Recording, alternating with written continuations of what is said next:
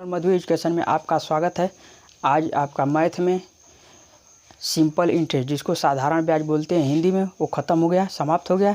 अब इसके बाद चक्रवृद्धि ब्याज, जिसको कंपाउंड इंटरेस्ट बोलते हैं, आज उसके बारे में चर्चा करें। तो हम बताए थे कि साधारण ब्याज सिंपल इंटरेस्ट में हमारा जो ब्याज है एक समान रहता है, उसमें ब्याज घटता बढ़ता नहीं है। लेकिन कंपाउंड इंटरेस्ट में क्या होता है, कंपाउंड इंटरेस्ट में आपका चक्रवृद्धि ब्याज हर साल का अलग अलग होता है। जैसे एक साल जो हुआ वो जाके दूसरा साल में जुड़ता है, वो तीसरा साल में जुड़ता है, तो ब्याज हमारा बढ़ता जाता है, वो घटता नहीं है, बढ़ता जाता है। तो इसमें प्रत्येक साल का, हमारे कहने का ये मतलब है कि CI कंपाउंड इंटरेस्ट में ब्याज हमारा बढ़ता जाता है, एक समान नहीं रहता है। यही कहने का हमारा मतलब है। आज इसी के बारे में हम पूरा चर्चा बेसिक से करेंगे, ताकि आपको समझ में आए। जो हाई स्कूल के लड़के हैं उनको भी, और जिनको बेशक मैथ नहीं आ रही है उनके लिए। हमारा मैथ पढ़ाने का कोई वो नहीं है, बस हमें ये है कि मैथ सिखाना है। ठीक, हमारी वीडियो को पहले पढ़िए, पढ़ने के बाद यदि आपको अच्छा लगता है तब उसको लाइक करिए, यदि अच्छा नहीं लगता है तो आप उसको लाइक मत करिए। और जो नए व्यूअर हैं हमारी नई वीडियो के लिए, उसको सब्सक्राइब करिए और उसके आगे जो बेल आइकन की बटन होती है उसको दबाइए, तो आपको जो हम नई वीडियो अपडेट करेंगे वो आपको मिलता जाएगा। देखिए, हम चर्चा किए थे आपका कि क्या क्या इसमें होता है। जैसे आपका P है, ठीक, P क्या है, मूलधन होता है, प्रिंसिपल जिसको बोलते हैं मूलधन। इसको हम फिर से दोहरा दे रहे हैं, P मूलधन। ये क्या है, अमाउंट है, मिश्र धन जिसको बोलते हैं, मिश्र धन। ठीक, R क्या है, R रेट, दर होता है प्रतिशत में, दर किस में होता है, प्रतिशत में। और T क्या है, वर्ष है, जो समय जिसको बोलते हैं, समय। यही था जो हम इसको बेसिक से फिर से दोहरा दिए। और आपका ये आ गया, जो कर्ज लेते हैं, मूलधन का मतलब यही होता है कि जो कर्ज लेते हैं या देते हैं वही हमारा मूलधन होता है। और जो ब्याज हमारा बढ़ के अधिक होता है, मूलधन पर जो ब्याज हमारा बढ़ता है वही हमारा मिश्र धन कहलाता है, मिश्र धन। और दर, जिस दर से हम लेते हैं 5% की दर, मतलब 5/10, 5%, ये हमारा R है। इसका मतलब होगा कि 5/10, 5% का मतलब होता है कि 5/100, मतलब कि 100 रुपया में 100 रुपया दिए तब 5 रुपया हमारा हो गया। इसका यही मतलब होता है कि 100 में 5 रुपया हमारा हुआ। अब जीतना 1000 दे दिए तो उसमें आप गुणा कर दीजिए। ठीक, 100 के नोट पर आपका 5 रुपया हो रहा है, तो 100 का नोट रहेगा तो वही आपका बनेगा। उसी तरह से ये बनता है। तो इसका मतलब यही होता है। और समय का मतलब कितने समय के लिए लिए हैं, T का मतलब कितने वर्ष के लिए लिए हैं, ये हमारा T हो जाएगा। यही हमारा कंपाउंड इंटरेस्ट होता है। देखिए, ये दिया है आपका सवाल, इसी पर हम सीधा सवाल पे आ रहे हैं। ज़्यादा उसमें चर्चा करने की कोई ज़रूरत नहीं, क्योंकि पिछले आपके वीडियो में हम बता चुके हैं। ठीक, तो दिया है कि 10,000, ठीक, 10,000 रुपये का 10% से 3 वर्ष में साधारण ब्याज, SI सिंपल इंटरेस्ट पूछ रहा है ना, यही पूछ रहा है सिंपल इंटरेस्ट कितना होगा। तो देखिए, मूलधन दिया है, ये हमारा R। देखिए मूलधन क्या है, हमारा मूलधन देखिए, मूलधन 10,000 रुपया।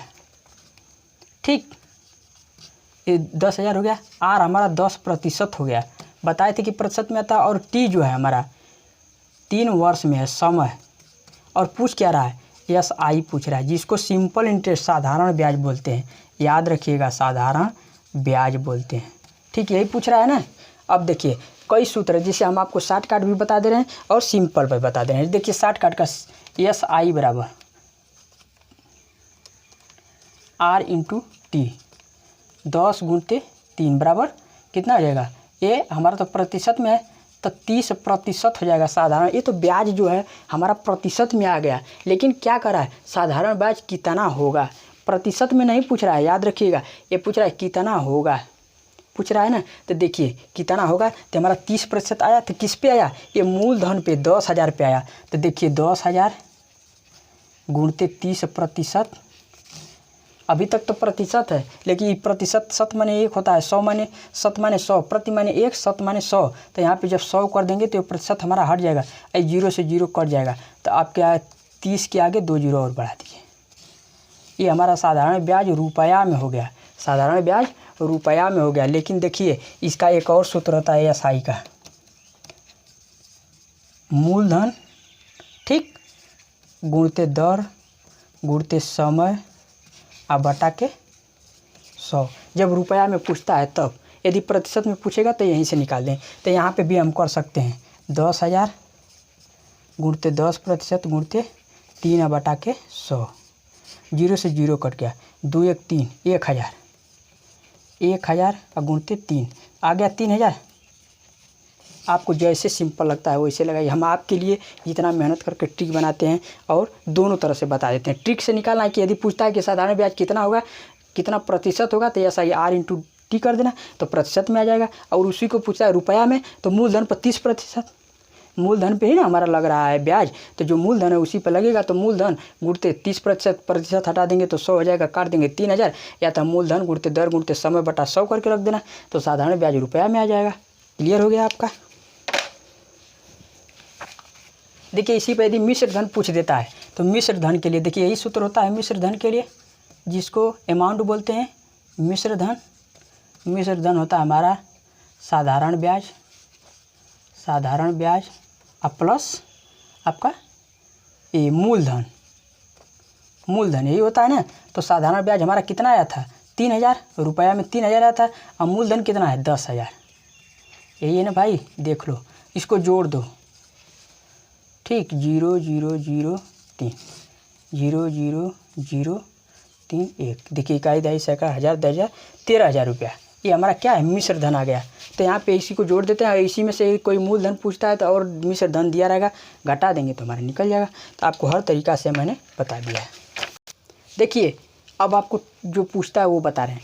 1 वर्ष तक कंपाउंड से जो CI बोलते हैं चक्रवृद्धि ब्याज और साधारण ब्याज समान होता है। कैसे?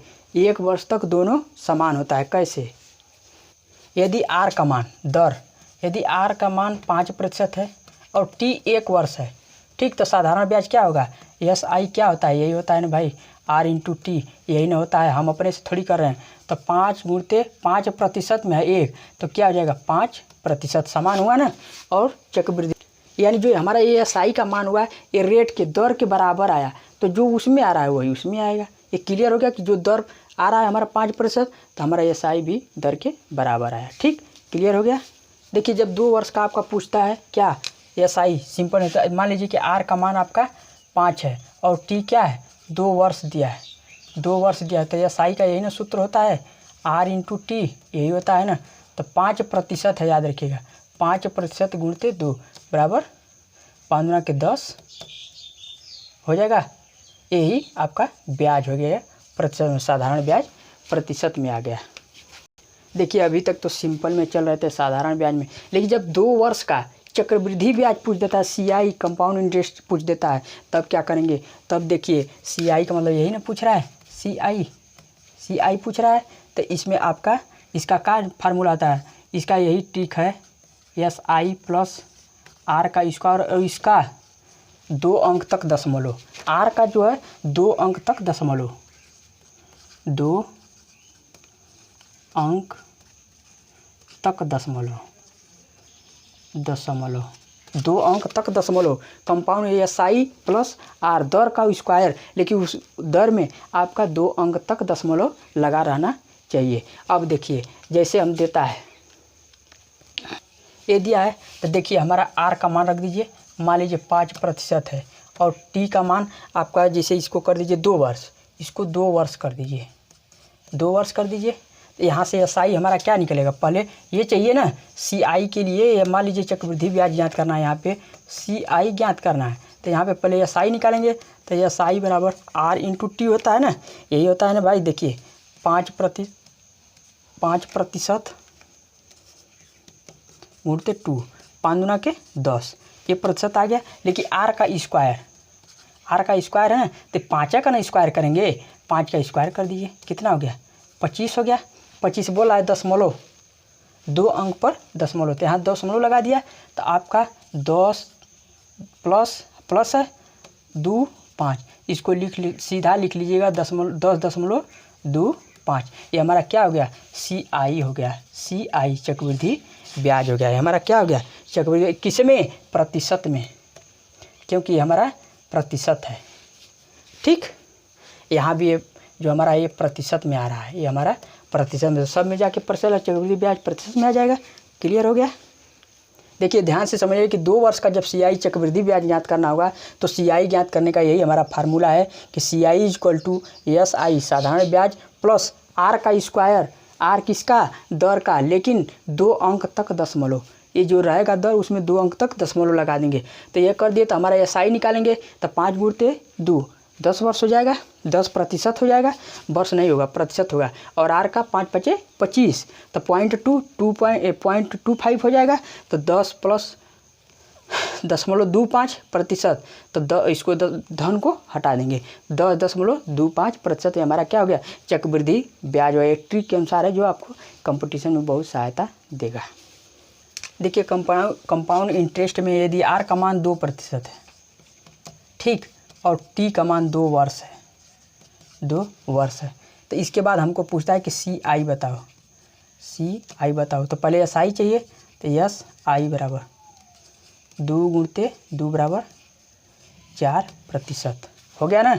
लेकिन R का मान क्या है, R का मान यहाँ से लेंगे ना तो R स्क्वायर का मान हो जाएगा 2 का वर्ग, तो 2 दूना के 4 हुआ। लेकिन यहाँ पे क्या लिखा है, याद ध्यान दीजिएगा, यहाँ पे लिखा है कि 2 अंक तक दशमलव लगाइए। एक ही अंक है 0 लगा दीजिए ना और इसको जोड़ दीजिए 4.04। इस दशमलव प्लस को हटा दीजिए, धन को हटा दीजिए, हटा दें।